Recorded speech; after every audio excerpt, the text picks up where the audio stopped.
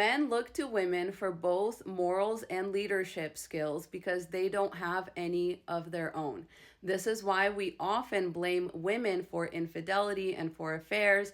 We call them home wreckers, and we consider them worse than the men who actually wreck their own homes, cheating on their partners and leaving their children for these women. That's because both men and women know that men look to women for leadership and for moral compass because they have none of their own. This is why it's always like, oh, well, she came on to me or she came on to him and she's such a home wrecker and this is a pattern and da da da.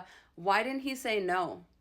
Why didn't he know better? Why did he look to her for his morals? Why did he say, well, since she's putting it out there, I'm just going to take it? Where's the leadership? Where's the moral compass? Where's the moral superiority that men so often claim to have? Where is it? They shouldn't be in leadership positions at all. And apparently this started back in the Bible. Adam really was the blueprint for all men because he really looked God dead in the eyes and said, yeah, it was this woman that you made out of my rib several days ago who led me to disobey you. Yeah, I know that I was there when you said the whole apple thing, and I know I was there when you were like making all the animals and like telling me all this important stuff. But still, for some reason, I listened to the woman that you supposedly made out of my rib. She was supposed to be my helper. I was supposed to be the leader and she was supposed to be my helper. And instead, she told me to do something and I just did it. How can you blame me? And all the other men have been mindless followers ever since. This is why they blame women. Women, don't fall for this. If men really were leaders, that's just a test of their leadership. That's just a test of their moral high ground that they claim to have. They say that men make better leaders because they're less emotional, they're more decisive, they're more fact-based. Explain then to me why men will blame women for every single thing that they do. Instead of having their own leadership and their own moral compass, they'll be like, well, no, but she came on to me. Okay, say no. Keep it in your pants. You can't because she came on to you like you had no choice. You're not a leader then. You're not an alpha. That makes women the alpha. That makes women the leaders. That makes women the deciders of morality and good and bad. Men only decide morality in hindsight. They cannot do it on the spot. Apparently, only women can. Apparently, only women can know better. Apparently, only women really have discernment. And that's why men will follow you into a cheating scandal. Apparently, they'll follow you into an unplanned pregnancy and say that it was your fault that you baby trapped him when he could have just been responsible for his own ejaculate. He chose not to, and then he'll say that you baby trapped him. Just like Adam pointed the finger at Eve and said, she told me to do it, so I did. And God is like, who am I then? I told you not to do it and you listened to her? The woman I made out of your fucking rib? And that is truly how immoral and easily led astray men are. There's been two things that have really cemented this in my mind. The Cooking with Kaya backlash and the Ariana Grande, Ethan Slater backlash. All the responsibility gets placed on women. Even other women place the responsibility on women because they know how foolish and easily led astray men are. This is why women try to hold each other accountable more than they will ever hold men accountable. They'll be like, stay away from my man. Why? Does your man not know right from wrong? Does your man not know your vagina from a different vagina? Give me a fucking break, please. And it'll especially be the women that look to men as leaders that are the most protective and the most nervous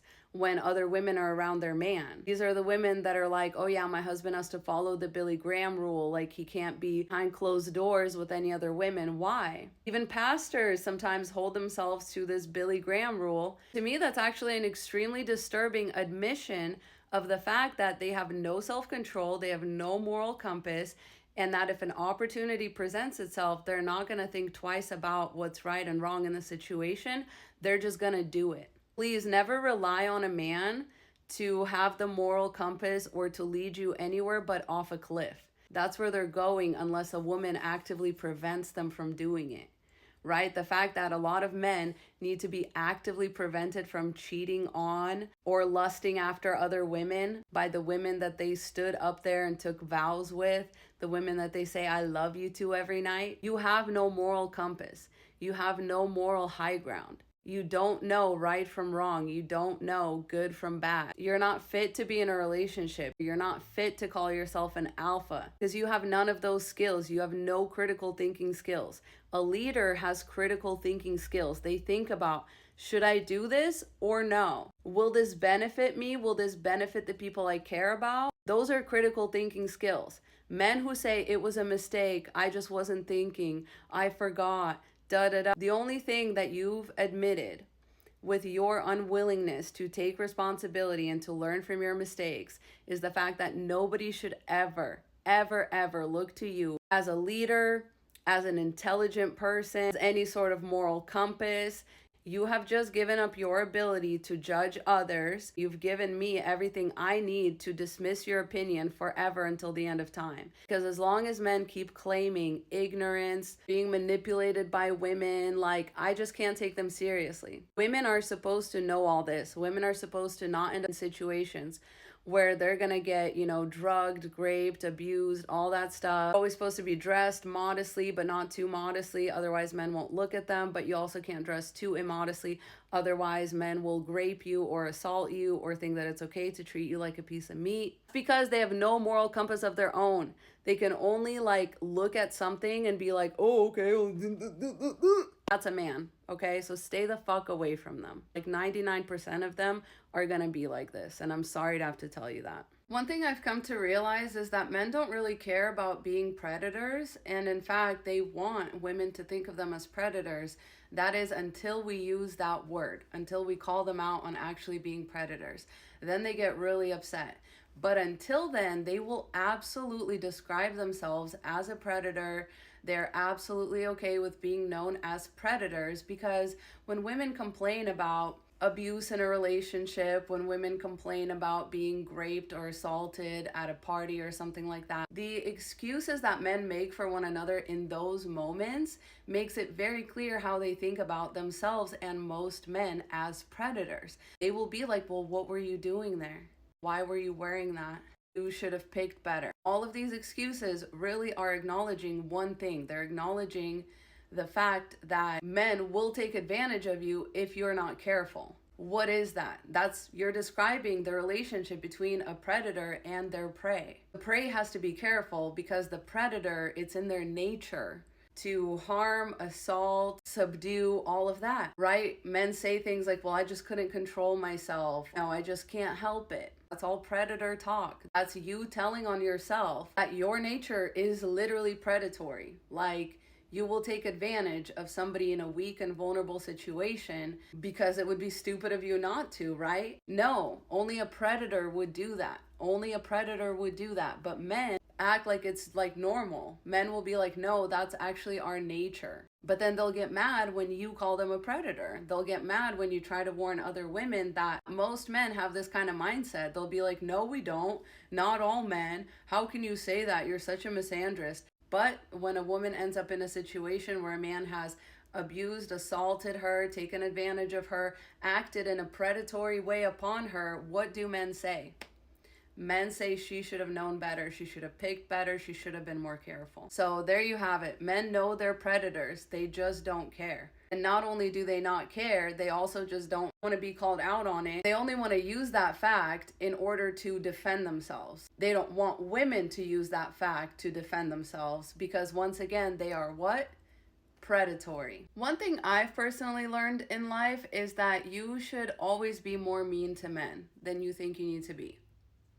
You probably don't think that you need to be mean to them at all, but that's not true. And by mean, I really mean disinterested and unimpressed. Because the moment that you act impressed or interested in a man, that's when he's gonna make a mental note in his head that he can screw you over. And it's really that simple. And I'm not talking about just men that you're dating or romantically interested in. I mean all men. Men that are your boss, men that try to be your friends, men that, you share hobbies with, all that. Don't be nice to them. I've never regretted being mean to a man. You know what I have regretted? Being nice to a man. Because really, like when you're nice to a man or you go out of your way, they don't view that as like something extra that you did. They view that as something that they're entitled to. They now view that as this is how you're going to treat them forever. So it's kind of like you're giving them the wrong idea without trying to give them the wrong idea. But when you're nice to a man, he's just going to assume he can walk all over you. That doesn't mean he's going to be nice back to you. In fact, a lot of men will only ever be nice to you as long as you are mean to them and you're unimpressed with them and you're not really giving them the time of day. That is the only time that they're going to act kind, respectful, and nice towards you.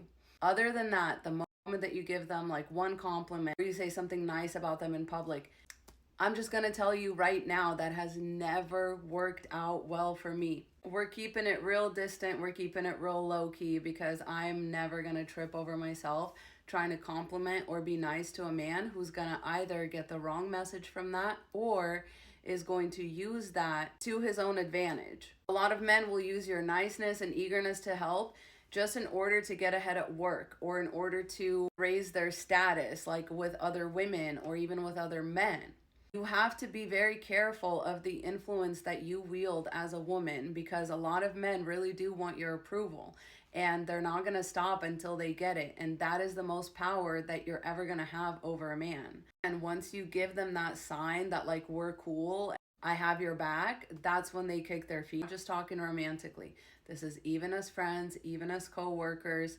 And I'll tell you this as someone who worked with like male bosses and female bosses. Out of all the male bosses that I've ever had, the ones that I was like unintentionally even mean to, or the ones that I had like a conflict with where I like really stood up for myself, those were the male bosses that respected the fuck out of me. One of them cried when I left my job. Never been nice to him before in my life.